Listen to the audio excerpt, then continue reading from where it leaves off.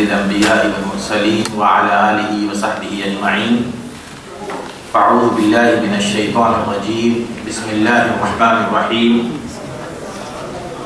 وَلَقَدْ فَتَنَّا قَبْلَهُمْ قَوْمَ فِرْعَوْنَ وَجَاءَهُمْ رَسُولٌ كَرِيمٌ أَنْ أَدُّوا إِلَيَّ عِبَادَ اللَّهِ إِنِّي لَكُمْ رَسُولٌ أَمِينٌ وَأَنْ لَا تَعْلُوا عَلَى اللَّهِ إِنِّي آتِيكُمْ بِسُلْطَانٍ مُبِينٍ وَإِنِّي عُوذُ بِرَبِّي وَرَبِّكُمْ أَنْ تَرْجُمُونِ وَإِنْ لَمْ تُؤْمِنُوا لِي فَاعْتَزِلُونِ فَدَعَا رَبَّهُ أَنَّ هَؤُلَاءِ قَوْمٌ مُجْرِمُونَ فَأَسْرِ بِعِبَادِي لَيْلًا إِنَّكُمْ مُتَّبَعُونَ وَاتْرُكِ الْبَحْرَ رَهْوًا إِنَّهُمْ جُنْدٌ مُغْرَقُونَ. سورت وہی ہے سورت الدخان، اور سورت الدخان کی آج کی جو آیات ہیں ہم نے اس کا آغاز کیا ہے آیت نمبر 17 سے، اور انشاءاللہ تعالیٰ اس پر گفتگو ہوگی آیت نمبر 35 تک. آج کی ان صورتوں کا تعلق حضرت موسیٰ اور فرعون سے، چونکہ قرآن مجید میں مختلف مقامات پر حضرت موسیٰ علیہ السلام کا فرعون کے ساتھ جو کچھ واقعات پیش آئے اس کا مختلف مقامات پر پچھلی صورتوں میں پچھلے دروس میں ذکر آ چکا ہے، لیکن یہاں پر کچھ اور اسلوب میں اللہ تبارک و تعالیٰ نے اس واقعے کو بیان فرمایا ہے. اللہ تعالیٰ فرماتے ہیں کہ وَلَقَدْ فَتَنَّا قَبْلَهُمْ قَوْمَ فِرْعَوْنَ وَجَاءَهُمْ رَسُولٌ كَرِيمٌ. اس سے پہلے ہم نے فرعون کے لوگوں کو بھی اسی آزمائش میں مبتلا کیا تھا، اور ان کے پاس ایک شریف رسول آئے تھے. اس سے پہلے کا معنی کیا ہے؟ اس سے پہلے کا معنی پچھلے درس میں یہ آیت ہم نے پڑھی تھی کہ جس وقت اللہ تبارک و تعالیٰ نے مشرکین مکہ پر قحط سالی نازل فرمائی تھی، جب رسول اکرم صلی اللہ علیہ وسلم نے دعا فرمائی تھی کہ ان کو تھوڑا سا عذاب کا مزہ چکھنا چاہیے، تو وہ انتہائی قحط سالی کا شکار ہوئے، اور ابو سفیان رسول اکرم صلی اللہ علیہ وسلم کے پاس آ کر اپنی رشتہ داری کی دہائی دینے لگے. تو اس موقع پر رسول اکرم صلی اللہ علیہ وسلم نے دعا فرمائی اللہ تعالیٰ سے کہ اللہ ان سے اس قحط سالی کو دور فرما دے. تو اللہ تبارک و تعالیٰ نے فرمایا کہ اِنَّا كَاشِفُ الْعَذَابِ قَلِيلًا، ہم ان سے عذاب کو ہٹا دیں، لیکن آپ نے دیکھنا ہے کہ اِنَّكُمْ عَائِدُونَ، کہ یہ دوبارہ وہی اپنی دوبارہ سرشت پر لوٹ آئیں. کچھ دیر کے لیے یہ جب مصیبت آتی ہے، جب مشکلات پیش آتی ہیں، تو انسان فوری طور پر اللہ تعالیٰ کی طرف رجوع کرتا ہے، اللہ تعالیٰ سے دعائیں مانگتا ہے، اور جب مصیبت ختم ہو جائے نہ اس کو اللہ یاد آتا ہے، نہ اس کو مسجد یاد آتی ہے، نہ کچھ یاد آتا ہے. یہ وہ طریقہ ہے جس کو آپ خود غرضی پر محمول کر سکتے ہیں، جبکہ اللہ رب العزت نے رسول اکرم صلی اللہ علیہ وسلم نے فرمایا کہ اگر کوئی یہ چاہتا ہے کہ اللہ تعالیٰ اس کی تنگی میں اس کی دعاؤں کو قبول فرمائے تو فَلْيُكْثِرِ الدُّعَاءَ فِي الرَّخَاءِ، تو اس کو اس حالت میں جبکہ وہ خوشحال ہے، بالکل سکون کی زندگی گزار رہا ہے، کثرت سے دعا کیا کرے، کثرت سے دعا کیا کرے. جب اس کو کسی چیز کی بظاہر ضرورت نہ ہونا پھر بھی اللہ تعالیٰ سے مانگتا رہے، اللہ تعالیٰ سے مانگتا رہے، وہ دعائیں ذخیرہ ہوتی رہیں گی، وہ دعاؤں کو اللہ تعالیٰ وہ اسٹاک میں رکھتا رہے گا، اور جب کبھی کوئی ایسی مشکل پیش آ جائے، جب کبھی کوئی مصیبت آ جائے، اللہ تبارک و تعالیٰ اس موقع پر اس دعاؤں کی بدولت اس دعا کو قبول فرماتے. اس کا معنی یہ نہیں ہے کہ اگر کوئی بندہ دعا نہیں کرتا رہا ہے اور اگر اس پر کوئی مشکل آ جائے اور وہ اللہ تعالیٰ سے دعا کرنے لگے تو اللہ تعالیٰ اس کی دعا کو قبول نہیں فرماتے. اللہ تعالیٰ اس کی دعاؤں کو بھی قبول فرماتے ہیں، لیکن زیادہ جو امکان ہے وہ اس بندے کی دعاؤں کا ہے کہ جو اپنی خوشحالی میں بھی اللہ تعالیٰ کو نہیں بھولتا ہے. اللہ تعالیٰ یہاں فرما رہے ہیں کہ ان پر ہم نے عذاب نازل کیا، اب یہ ہماری طرف لوٹ کر آ، اور تم دیکھنا، آپ نے دیکھنا کہ جو ہی ہم عذاب ان کا کم کر دیں گے یہ دوبارہ پھر وہ بت پرستی کی طرف مائل ہو جائیں گے، وہی بات ہوگی. پھر اللہ تبارک و تعالیٰ نے یہاں پر فرمایا اگر ہم نے ان سے عذاب کو ہٹا دیا پھر یہ دوبارہ بت پرستی کی طرف مائل ہو گئے تو ان کو پچھلی قوموں کی مثالوں کو سامنے رکھنا ہوگا جو ان سے کہیں زیادہ طاقتور تھی، ان کی تو کوئی حیثیت نہیں ہے. پھر اللہ تبارک و تعالیٰ نے فرعون اور اس کی قوم کی مثال دی کہ فرعون اور اس کی قوم، یہ مکے کے مشرکین اس کے سامنے کچھ حیثیت نہیں رکھتے۔ اللہ تعالیٰ فرماتے ہیں کہ وَلَقَدْ فَتَنَّا قَبْلَهُمْ قَوْمَ فِرْعَوْنَ، اس سے پہلے اسی قسم کی آزمائشوں میں ہم نے فرعون کی قوم کو مبتلا کیا تھا۔ وَجَاءَهُمْ رَسُولٌ كَرِيمٌ، ان کے پاس انتہائی شریف رسول آئے تھے۔ أَنْ أَدُّوا إِلَيَّ عِبَادَ اللَّهِ إِنِّي لَكُمْ رَسُولٌ أَمِينٌ، اور وہ رسول موسیٰ علیہ السلام فرعون سے انہوں نے کہا تھا، یہاں پر فرعون سے موسیٰ علیہ السلام کی یہ ایک وقت کی گفتگو کا ذکر نہیں، بلکہ مختلف موقعوں پر موسیٰ علیہ السلام جو اس سے کہتے رہے، وہ مختلف موقعوں پر جو کہتے رہے ان میں سے ایک ٹکڑا یہاں پر بھی۔ تو جس وقت فرعون سے حضرت موسیٰ علیہ السلام نے کہا کہ اَنْدُوا إِلَيَّ عِبَادَ اللَّهِ، اللہ کے بندوں میرا حق ادا کرو، ایک مفہوم تو یہ ہے۔ دوسرا مفہوم یہ ہے کہ اللہ کے بندوں کو میرے حوالے کرو، یعنی حضرت موسیٰ علیہ السلام نے فرعون کے سامنے جو دعوت پیش کی تھی، ایک تو یہ کہ اللہ کی توحید کا اقرار کرو، دوسرا بنو اسرائیل پر جو ظلم تم کر رہے ہو، بنو اسرائیل کو اس ظلم سے نجات دو۔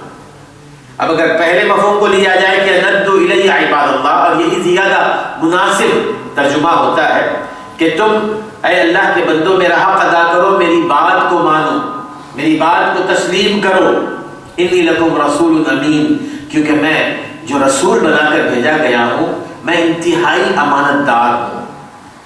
جو کچھ اللہ تعالیٰ نے مجھ پر نازل فرمایا ہے وہ ہو بہو میں تمہیں پہنچا رہا ہوں، اس میں میری طرف سے کوئی کمی بیشی نہیں ہو رہی ہے، کوئی کمی زیادتی نہیں ہو رہی ہے۔ اور میرے دوستو، یہ صرف موسیٰ علیہ السلام کی حد تک نہیں، بلکہ ہر رسول جن کو اللہ تبارک و تعالیٰ نے دنیا میں مبعوث فرمایا ہے وہ امین ہوتے ہیں، وہ امین ہوتے ہیں، اللہ تعالیٰ کی طرف سے اپوائنٹڈ ہوتے ہیں، اس شرط کے ساتھ کہ ان کی یہ ڈیوٹی ہے کہ جو کچھ اللہ تعالیٰ ان پر نازل فرمائے ہو بہو اسی طرح اللہ کے بندوں تک اس کو پہنچائے۔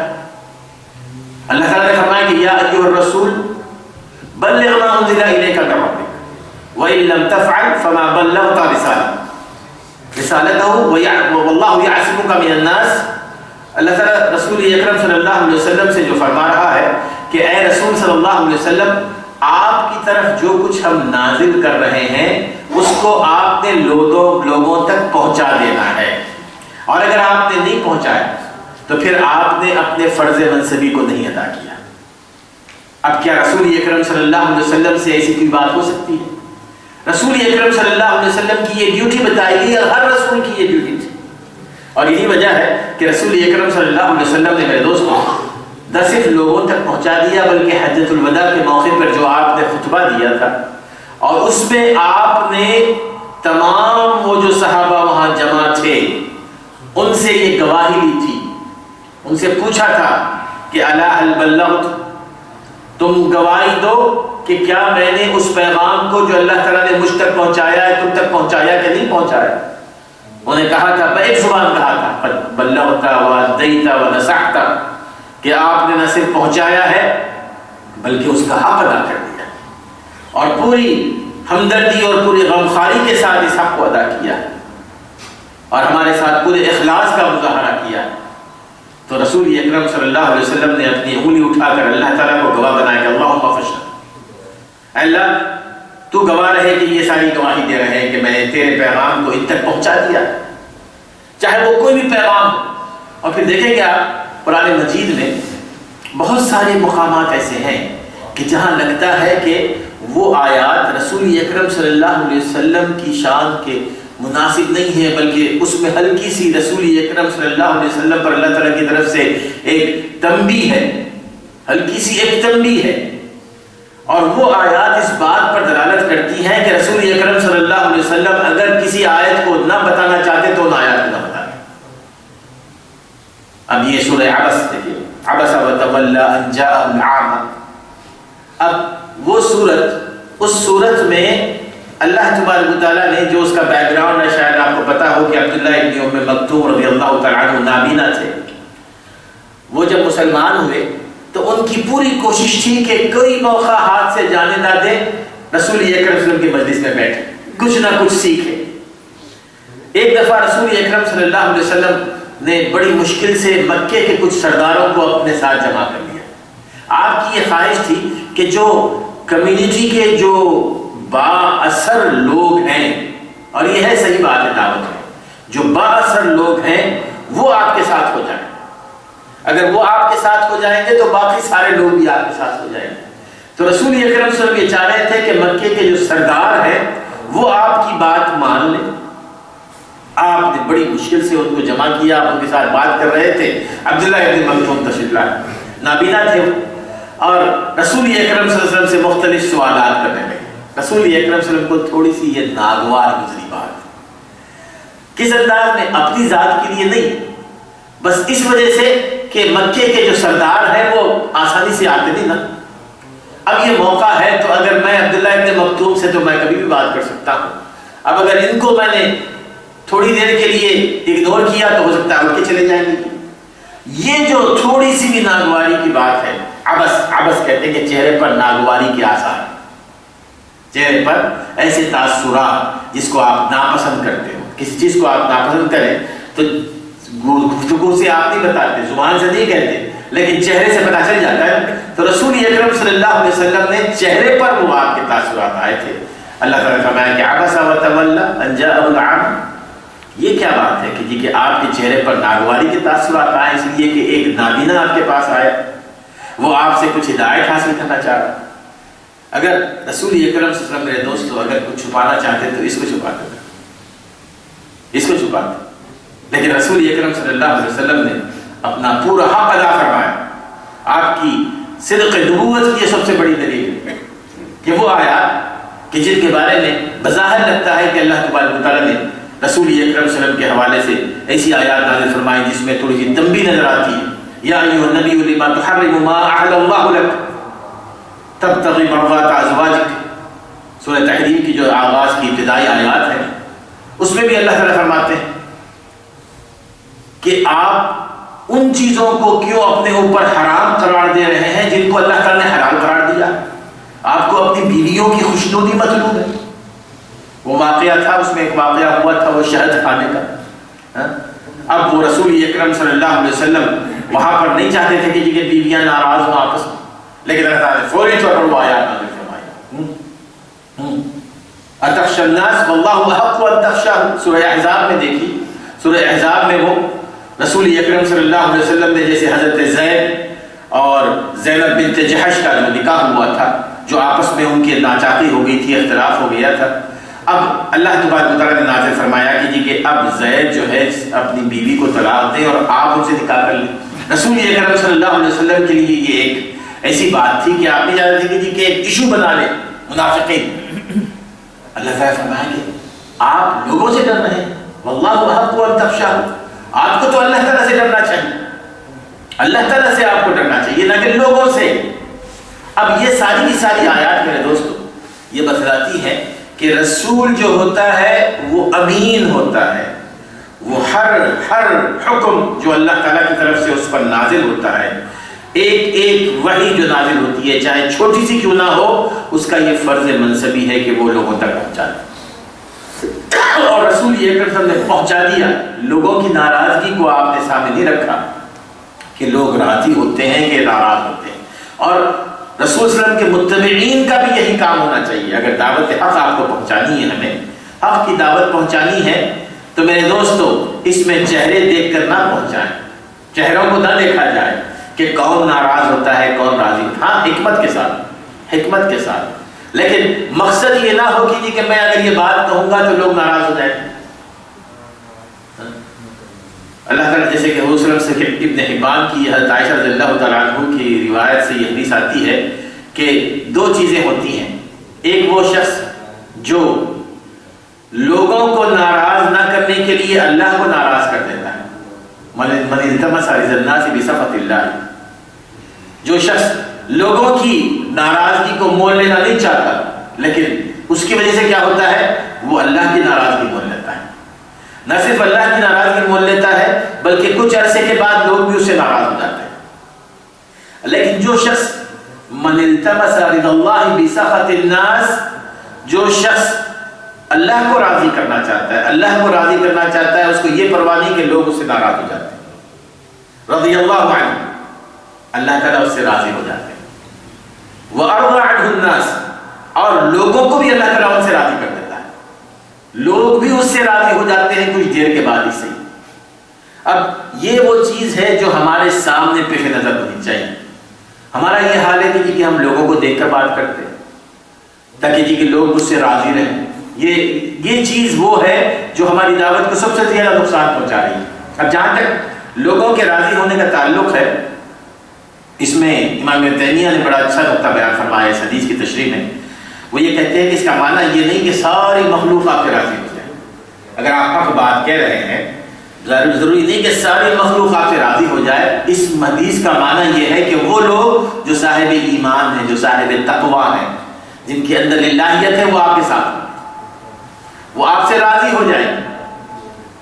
اور یہ ضروری نہیں ہے، اور امام شافعی کہتے ہیں کہ یہ ایک ایسی خواہش ہے کہ لوگوں کی رضامندی کو حاصل کرنا، لوگوں کو آپ کے ساتھ اپنے ساتھ لگانا، یہ ایک ایسی خواہش ہے جو پوری نہیں ہو سکتی۔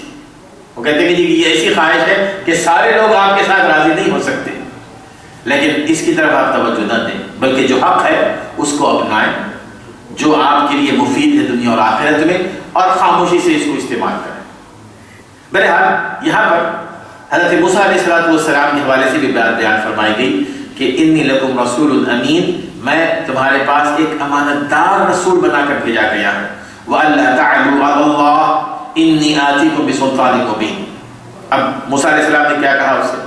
دیکھو، اللہ کے مقابلے میں سرکشی نہ دکھاؤ، تعلم، سرکشی، بڑاپن، تکبر، اللہ کے مقابلے میں تکبر نہ دکھاؤ۔ انی آتیکم بسلطان مبین، میں تمہارے پاس اللہ تعالیٰ کی طرف سے بہت ساری نشانیاں واضح طور پر لے کر آیا۔ اللہ تعالیٰ کے مقابلے میں سرکشی کیسے دکھائی جاتی ہے؟ اللہ تعالیٰ کے مقابلے میں سرکشی کا معنی یہ ہے کہ جو رسول کی بات کو ٹھکرا دے نا، اس نے اللہ کی بات کو ٹھکرا دیا۔ موسیٰ علیہ السلام کی بات کو وہ ٹھکرا رہا تھا کہ کل تک ہمارے غلام بنے ہوئے تھے، ہمارے ساتھ ہمارے محل میں پلتے بڑھتے رہے، اور آج اپنے بارے میں کہہ رہے ہو کہ اللہ نے تمہیں رسول بنا دیا۔ اب یہ حضرت موسیٰ علیہ السلام کی بات کا ٹھکرانا، اللہ تعالیٰ کی بات کا ٹھکرانا، اللہ کے مقابلے میں اپنے آپ کو بڑا بتانا، اللہ کے مقابلے میں سرکشی کا اظہار کرنا، اور یہ چیز اللہ تعالیٰ کو بالکل پسند نہیں۔ یہ چیز اللہ تعالیٰ کو بالکل پسند نہیں کہ وہ اللہ کے مقابلے میں اپنی کوئی بات آگے پھیلائے۔ آج بھی یہ بات مختلف بہانوں سے مختلف شکلوں میں آتی ہے۔ کوئی کھلم کھلا کہہ دیتا ہے کہ جب حرام اور حلال کا معاملہ آتا ہے کہ یہ پرانی باتیں ہیں، آج کل کے حالات ایسے نہیں ہیں، آج کل کے مسائل ایسے ہیں کہ آپ ان پر عمل نہیں کر سکتے۔ کوئی شراب کے بارے میں کہہ دیتا ہے، کوئی سود کے بارے میں کہہ دیتا ہے، کوئی کچھ کہہ دیتا ہے۔ حالانکہ یہ وہ چیزیں ہیں میرے دوستو، انجانے میں ایک انسان اللہ تعالیٰ کی طرف سے جاری کردہ حرمت کے حکم کے مقابلے میں اپنی بات کو پیش کرے تو وہ اللہ تعالیٰ کے مقابلے میں سرکشی کا اظہار کر رہا ہے۔ اور کچھ لوگ تعویل کر لیتے ہیں، تعویل کر کے کہتے ہیں کہ دیکھیے ٹھیک ہے وہ، لیکن آج کل کے حالات میں اس کی ضرورت نہیں۔ مثال کے طور پر میں آپ کو قربانی ہے، قربانی یہ حضرت ابراہیم علیہ السلام کی سنت ہے، رسول اکرم صلی اللہ علیہ وسلم کی سنت ہے، بلکہ رسول صلی اللہ علیہ وسلم کے الفاظ احادیث میں جو آتے ہیں ان سے علماء کی ایک بڑی جماعت نے یہ کہا ہے کہ یہ واجب ہے اس شخص پر جو کر سکتا ہے، اس پر واجب ہے جو یہ کر سکتا ہے۔ بلکہ بعض فتوے ایسے بھی ہیں جس میں ہے کہ اگر کوئی شخص کسی کے پاس پیسے نہیں ہیں اور اس کو یہ پوری طرح امید ہے کہ بعد میں وہ پیسے آ جائیں گے تو وہ قرض لے کے کرے، قرض لے کے کرے۔ اور اگر من وجد سعۃ فلم یضحی فلا یقربن مصلی، اس میں فرماتے ہیں کہ جس کو اللہ تعالیٰ نے کشادگی دی ہے پھر بھی وہ قربانی نہیں کرتا ہے، فلم یضحی، تو وہ ہماری عیدگاہ کے قریب بھی نہ آئے۔ ان احادیث کی روشنی میں اب ان احادیث میں قربانی کرنے پر ہے نا اہمیت۔ لوگوں نے آج کل ایک مسئلہ بنایا ہوا ہے، پہلے بھی تھا کہ یہ آپ قربانی کے اوپر اتنا پیسہ کیوں خرچ کر رہے ہیں؟ اس وقت مسلمان امت کی حالت اتنی خراب ہے، اس سے بہتر ہے کہ یہ پیسے آپ لوگوں کو صدقہ میں دیں، چیریٹی میں دیں۔ میرے دوستو، یہ اللہ تعالیٰ کے سامنے اللہ کے مقابلے میں سرکشی کا اظہار ہے۔ اللہ تعالیٰ بہتر جانتا ہے، اللہ تعالیٰ بہتر جانتا ہے کہ امت کے حق میں، مسلمان کے حق میں کیا بہتر ہے۔ اللہ تعالیٰ کیا چاہتا ہے کہ گوشت کو ضائع کرے؟ مسلمان کی امت کے پیسوں کو ضائع کریں؟ یہ ہم اپنی طرف سے اس کو یہ کر رہے ہیں۔ قربانی کرنا ایک علیحدہ چیز ہے، صدقہ کرنا علیحدہ چیز ہے۔ اگر آپ کے دل میں صدقہ کرنا، لوگوں کے ساتھ تعاون کرنا اتنا ہی زیادہ ہے، ہمدردی ہے، تو علیحدہ دوسرے پیسوں سے صدقہ کریں۔ لیکن قربانی جیسی سنت کو امت سے کاٹنے کی کوشش نہ کریں، کاٹنے کی کوشش نہ کریں۔ ایسے حالات امت پر پہلے بھی آتے رہے ہیں۔ ایک دفعہ مدینہ منورہ میں کہ اطراف میں قحط سالی ہو گئی تھی، اطراف میں قحط سالی ہوئی تھی۔ اس سال رسول اکرم صلی اللہ علیہ وسلم نے اس وقت بھی آپ نے فرمایا کہ تم قربانی نہ کرو اور لوگوں کے ساتھ تعاون کرو۔ آپ نے فرمایا کہ قربانی کرو لیکن اس گوشت کو لوگوں میں تقسیم کرو، 3 دن سے زیادہ نہ رکھو۔ آپ نے فرمایا کہ 3 دن سے زیادہ ذخیرہ نہ کرو، 3 دن سے زیادہ جو گوشت ہوگا وہ لوگوں میں تقسیم کر دو اس قحط سالی کے ساتھ۔ پھر اس کے بعد آپ نے فرمایا کہ چونکہ قحط سالی تھی گزشتہ سال، اب تم ذخیرہ کرو، وادخروا، گوشت کو رکھ لو کھانے کے لیے۔ یہ میں نے جو پابندی لگائی تھی 3 دن کی، وہ قحط سالی کی وجہ سے تھی۔ معنی یہ ہے کہ بات قربانی ہی کی ہے۔ اسی طرح حج کا معاملہ، کچھ لوگ کہتے ہیں کہ یہ حج پر آپ کیوں بار بار پیسہ خرچ کر رہے ہیں، اس سے بہتر یہ ہے کہ اللہ کے راستے میں دیں۔ اس میں 2 باتیں ہیں۔ سب سے پہلی بات تو یہ ہے کہ اگر کوئی شخص پہلے حج کے بارے میں یہ کہتا ہے، پہلے حج کے بارے میں یہ کہتا ہے کہ بجائے آپ حج پر جانے کے آپ لوگوں میں تقسیم کر دیں، وہ اللہ تعالیٰ کے ایک حکم کو نہیں، اسلام کے ایک رکن کو ختم کرنے کی کوشش کر رہا ہے۔ یہ جرم عظیم ہے، گناہ کبیرہ ہے۔ لیکن اگر کوئی شخص جو بار بار ہمیشہ حج پہ جاتا ہے، آپ اس کے بارے میں یہ کہہ سکتے ہیں کہ جو زیادہ اہم ہے آپ اس کو ادا کریں، لیکن اس کے اوپر آپ پابندی نہیں لگا سکتے۔ اللہ تعالیٰ نے اس کو فضل عظیم سے عطا فرمایا ہے، وہ جیسے چاہے اللہ کے راستے میں خرچ کرے، چاہے اپنے لیے چاہے دوسروں کے لیے۔ تو یہ وہ چیزیں ہیں جو عام طور پر ہمارے سامنے پیش نظر ہونی چاہیے، اور جو شخص ان سنتوں کو، ان فرائض کو اپنے طور پر تعویل کے ذریعے ختم کرنے کی کوشش کرے گا، وہ اللہ تعالیٰ اللہ میں آ جائے گا کہ اللہ کے مقابلے میں اپنی سرکشی نہ دکھاؤ۔ انی آتیکم بسلطان مبین، میں نے تمہارے سامنے واضح اللہ کی نشانیاں رکھ دی ہیں۔ وإنی اعوذ بربی وربکم ان ترجمون، اور پھر میں نے پناہ لے لی ہے میرے اپنے رب سے، تمہارے اپنے رب سے، کہ تم مجھے ہلاک کر دو۔ وہ یہ تھا کہ فرعون شروع میں تو وہ ایزی لے رہا تھا موسیٰ علیہ السلام کہ یہ ایک اکیلے ہیں، ان کے ساتھ ایک بھائی ہے، یہ میرا کیا بگاڑ لیں۔ لیکن جب مسلسل دعوت کی وجہ سے لوگ ان کے ساتھ ہونے لگے، بلکہ فرعون کی قوم کے لوگ ان کے ساتھ ہونے لگے، تو اس کو اپنی حکومت کے حوالے سے خطرہ محسوس ہونے لگا۔ اسی وجہ سے پچھلے دروس میں ہم نے پڑھا ہے، اس نے یہ کہا تھا کہ مجھے چھوڑو تاکہ میں فرعون موسیٰ کو قتل کروں۔ اس نے کہا تھا کہ میں موسیٰ کو قتل کرنا چاہتا ہوں، اس لیے کہ اب حالات، وہ پانی سر سے اونچا ہوتا جا رہا ہے۔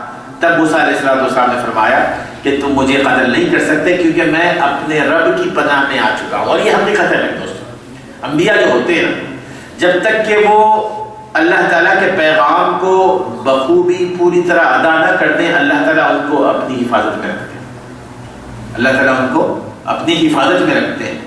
جب پیغام وہ پوری طرح ادا کر دیں تو ہو سکتا ہے کہ ایسے انبیاء کو بنو اسرائیل نے، یہودیوں نے قتل کیا۔ یہ وہ انبیاء تھے جنہوں نے اللہ تعالیٰ کی دعوت کو پہنچا دیا، اس کے بعد ان کا یہ قتل پیش آیا۔ انی اعوذ بربی وربکم ان ترجمون وان لم تؤمنوا بی وان لم تؤمنوا لی فاعتذروا، اور اگر تم میری بات نہیں مانتے تو میری مخالفت بھی نہ کرو، مجھے چھوڑ دو، اکیلے مجھ سے علیحدہ ہو جاؤ۔ معنی کیا ہے؟ وہ یہ کہ اگر آپ میرے ساتھ چلنا چاہتے ہیں تو ساتھ چلیں، میری بات مانیں، اور اگر آپ نہیں بات مانتے تو پلیز میری مخالفت بھی نہ کریں، مجھے اپنے کام کو کرنے دیں۔ لکم دینکم ولی دین، جیسے کہ مسلم سے کے حوالے سے اللہ فرمایا، آپ کہہ دیجیے کہ تمہارا راستہ الگ ہے، میرا راستہ الگ ہے، تمہارا دین الگ ہے، میرا دین الگ ہے، تم اپنے دین کے ساتھ رہو، میں اپنے دین کے ساتھ رہوں۔ فاعتزلون فدعا ربہ ان هؤلاء قوم مجرمون، اور پھر اس کے بعد موسیٰ علیہ السلام نے دیکھا کئی سال تک دعوت کا کام کرتے رہے، لیکن پھر بھی اس کے اندر کوئی تبدیلی نہیں آئی۔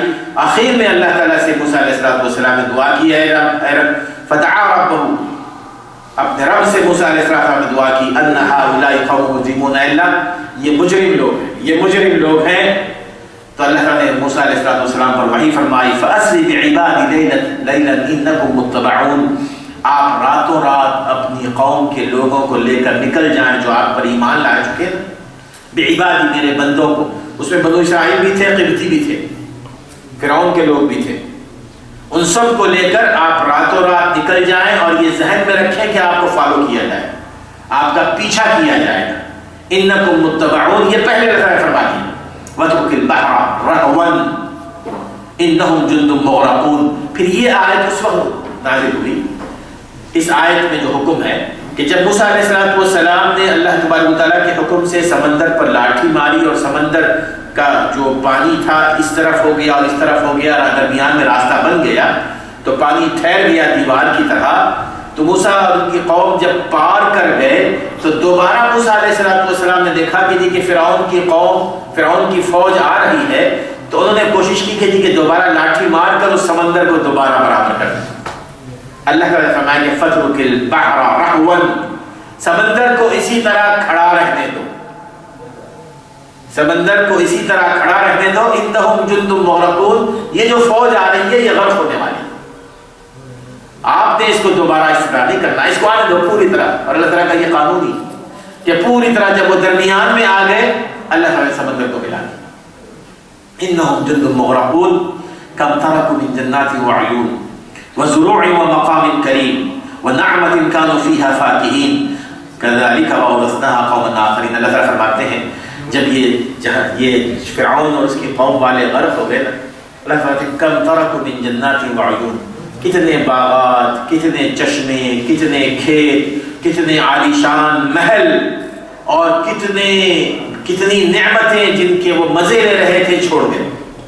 کم ترک، اپنے پیچھے چھوڑ گئے، نہ وہ باغات ان کے پیچھے گئے، نہ چشمے پیچھے گئے، وہ نہ عالیشان محلات پیچھے گئے، نہ وہ لگژری لائف ان کے پیچھے گئی، سب کچھ پیچھے چھوڑ کے کذالک، اور اسی طرح ہوا۔ وَأَوْرَثْنَاهَا قَوْمًا آخَرِينَ، اور وہ جو کچھ پیچھے چھوڑ گئے تھے ان کے وارث ہم نے کسی اور کو بنا دیا۔ میرے دوستو یہ حقیقت ہے دنیا کی، اور جو شخص بھی اس دنیا سے جاتا ہے پیچھے چھوڑ کر جاتا ہے، پیچھے چھوڑ کر جاتا ہے، کوئی کچھ نہیں لے جاتا، لیکن اس میں فرق ہے، ایک مومن جو پیچھے چھوڑ کر جاتا ہے اور ایک کافر جو پیچھے چھوڑ کر جاتا ہے۔ جب مومن اللہ تعالیٰ اگر اس کو نوازے نا یہ ساری نعمتیں، اور جب وہ پیچھے چھوڑ کر جاتا ہے تو اس سے لاکھوں درجے بڑی نعمتیں اس کا انتظار کرتی رہتی، اس کا انتظار کرتی رہتی، وہ چشمے، وہ باغات، وہ تمام کی تمام چیزیں، اس کو کوئی پچھتاوا نہیں ہوتا۔ لیکن اگر ایک فاجر، ایک کافر، وہ حرام اور حلال کی تمیز کیے بغیر اللہ کو ناراض کر کے، ظلم و ستم کر کے، چھینا جھپٹی کر کے، چوری چکاری کر کے اگر یہ ساری چیزیں جمع کرتا ہے تو اس کو بڑا پچھتاوا ہوتا ہے، اس لیے کہ آگے اللہ تعالیٰ کا عذاب ہی اس کا انتظار کر رہا ہے، آگے اللہ تعالیٰ کا عذاب انتظار کر رہا ہے۔ جو کچھ اس نے جمع کیا تھا اس لیے جمع کیا تھا یہ ذہن سے کہ ہمیشہ ہمیشہ اسی میں رہے گا، یا جائے گا تو اپنے ساتھ لے کر جائے گا۔ یہ فرق ہے کہ چاہے آپ کتنا ہی یہاں پر جمع کریں، ہم نے دیکھنا ہے کہ مومن کی حیثیت سے دنیا کو چھوڑ کر جائیں گے یا غیر مومن کی حیثیت سے دنیا کو چھوڑ کر جائیں گے۔ کم ترکوا من جنات وعیون فما بکت علیہم السماء والارض وما كانوا منظرین۔ فما بکت علیہم السماء والارض، جب فرعون اور اس کی قوم تباہ ہو گئی، اللہ تعالیٰ فرماتے ہیں نہ آسمان رویا نہ زمین روئی۔ فما بکت علیہم السماء والارض، نہ آسمان رویا نہ زمین روئی، وما كانوا منظرین، اور نہ ہی ان کو کوئی مہلت دی گئی۔ یہ آسمانوں اور زمین کے رونے کا معاملہ کیا ہے؟ آسمان اور زمین کے رونے کا معاملہ میرے دوستو یہ ہے کہ آسمان کی مخلوقات اور زمین کی مخلوقات، آسمان بھی مخلوق ہے، زمین بھی مخلوق ہے، اور اس میں بسنے والی ساری مخلوقات۔ جب ایک کافر اس دنیا سے جاتا ہے نا تو ساری مخلوقات آسمان اور زمین سمیت کوئی اس پر روتا نہیں ہے بلکہ اس پر خوش ہوتے ہیں، اس پر خوش ہوتے ہیں۔ پس کم جہاں پاک، خوش اس لیے ہوتے ہیں کہ ساری مخلوقات جتنی بھی ہیں انسان کے علاوہ، جن اور انسان کے علاوہ، ساری اللہ کی تابع دار ہیں، ساری اللہ کی عبادت گزار ہیں۔ اگر کوئی اللہ کے مخلوق جن اور انس میں اللہ کے ساتھ نافرمانی کرتے ہیں، اللہ کو ناراض کرتے ہیں، تو وہ ساری مخلوقات جتنے بھی ہیں اس سے ناراض رہتی ہیں، وہ اس سے نجات چاہتی ہیں، وہ اس سے پناہ مانگتی ہیں۔ تو جب ایک کافر جاتا ہے یہاں سے تو ساری مخلوق اس پر خوش ہوتی ہے، رضا درکنار ساری مخلوقات اس پر خوش ہوتی ہے۔ لیکن جب ایک مومن جاتا ہے تو مومن وہ بندہ ہے کہ جس سے ساری مخلوقات خوش رہتی ہیں، کیونکہ ساری مخلوقات تمام کی تمام اللہ کی تابعدار۔ مومن وہ جو اللہ کا تابعدار ہو، اللہ کی بات مان کر دنیا میں زندگی گزار رہا ہو، جہاں وہ جائے گا نا اپنے پیچھے وہ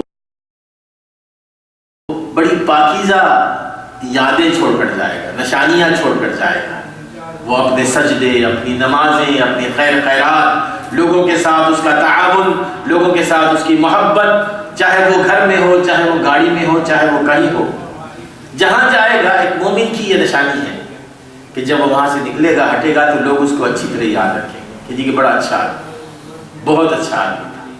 اب یہ وہ چیز ہے جو صرف لوگوں میں نہیں، ساری مخلوقات اس کو یاد رکھتی ہیں کہ جی کہ اللہ تعالیٰ کا یہ بندہ تھا کہ جہاں بھی گیا اس نے اپنی اچھی یادیں چھوڑی۔ تو جب وہ اس دنیا سے جاتا ہے یقیناً آسمان بھی روتا ہے، زمین بھی روتی ہے، آسمان بھی روتا ہے، زمین بھی روتی ہے کہ اتنا اللہ تعالیٰ کا نیک بندہ یہاں سے گزر گیا، یعنی اس کے مفہوم مخالف۔ تو فرعون اور اس کی قوم جب یہاں سے گئی، فما بکت علیہم السماء والارض وما كانوا منظرین، نہ آسمان اس پر رویا، نہ زمین اس پر روئی، اور نہ ہی ان کو کوئی مہلت دی گئی۔ وَلَقَدْ نَجَّيْنَا بَنِي إِسْرَائِيلَ مِنَ الْعَذَابِ الْمُهِينِ مِنْ فِرْعَوْنَ إِنَّهُ كَانَ عَالِيًا مِنَ الْمُسْرِفِينَ۔ اس طرح ہم نے بنو اسرائیل کو فرعون کے ذلت آمیز عذاب سے بچا دیا۔ إِنَّهُ كَانَ عَالِيًا مِنَ الْمُسْرِفِينَ، کیونکہ وہ حد سے زیادہ آگے بڑھنے میں سب سے آگے تھا۔ وہ حد کو پھیلانے والوں میں سے نہیں تھا، بلکہ ظلم میں حد کو پھیلانے والوں میں سب سے آگے تھا، عالیہ، بڑھ چڑھ کر آگے تھا۔ وہ کس طرح کہ لوگ ظالم ہوتے ہیں، لیکن فرعون کا جو ظلم ہے وہ ایک واضح مثال ہے کہ اس نے جس طرح کا حکم نامہ جاری کیا تھا موسیٰ علیہ السلام کی پیدائش سے پہلے، کہ جب اس کو اس کے اپنے نجومیوں نے یہ کہا تھا کہ تیری اپنی حکومت میں ایسا بچہ پیدا ہوگا جو تیری تجھ سے حکومت چھین لے گا، تو بجائے اس کے کہ وہ اپنی بدعمالیوں کو دیکھتا کہ میں نے کیا ایسا کیا ہے اور اپنے آپ کی اصلاح کرتا، اپنے آپ کو درست کرتا، اس نے کیا حکم نامہ جاری کیا تھا کہ جو بھی بنو اسرائیل کے گھر میں بچہ پیدا ہو اس کو قتل کر دیا جائے، اور اگر کوئی ماں اپنے بچے کو چھپا لیتی تو ماں کو بھی قتل کر دیا جاتا۔ تو ماں کے اوپر جیسے روایات آتی ہیں، یہ فرض تھا کہ اگر اس کے یہاں بیٹا پیدا ہو تو وہ خود پولیس کو بتائے کہ میرے یہاں بیٹا پیدا ہے، آج آج۔ تو یہ عالیہ من المسرفین، ظلم کی انتہا نہیں ہے، انتہا میں سب سے آگے۔ اللہ تبارک و تعالیٰ نے جب اس قدر جابر اور ظالم بادشاہ سے بنو اسرائیل کو نجات دی ہے، تو اللہ تبارک و تعالیٰ کے لیے کیا مشکل ہے کہ مسلمان جو مکے میں ہیں ان کو مکے کے مشرکین سے نجات کیوں نہ دے۔ تو اس حوالے سے یہ ساری کی ساری آیات آئی ہیں۔ اللہ تعالیٰ ہمیں سمجھنے عمل کرنے کی توفیق عطا فرمائے۔